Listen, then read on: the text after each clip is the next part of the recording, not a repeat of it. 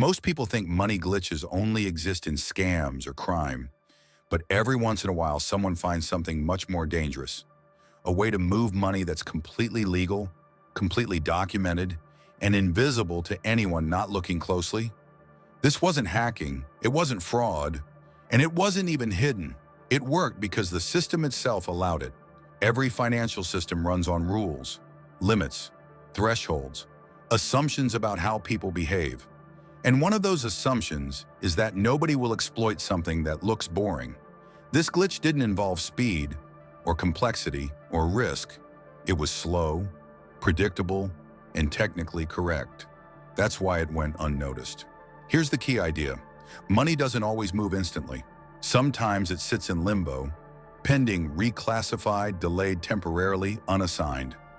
In that space, the system tracks amounts, but not always ownership with the same urgency.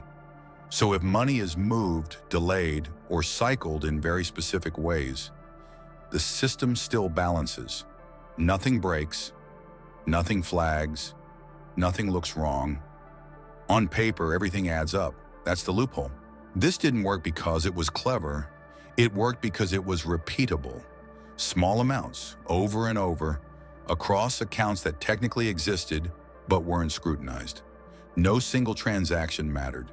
The pattern did, and systems are bad at spotting patterns they weren't designed to look for, especially when no one is losing money yet.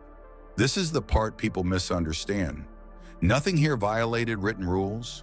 No terms were broken. No laws were crossed. The system behaved exactly as designed. That's why, when it was finally noticed, there wasn't an arrest. There was confusion. Because you can't prosecute someone for following your own rules better than you expected. By the time institutions noticed the imbalance, the money hadn't vanished. It had already settled, already cycled, already blended back into normal flow. There was no single moment to point to, no clear theft, just a quiet realization that the system had been used perfectly.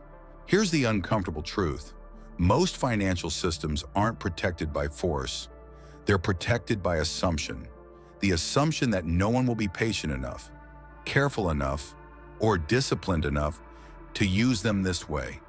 And the scariest part, this wasn't a bug. It was a feature no one thought mattered.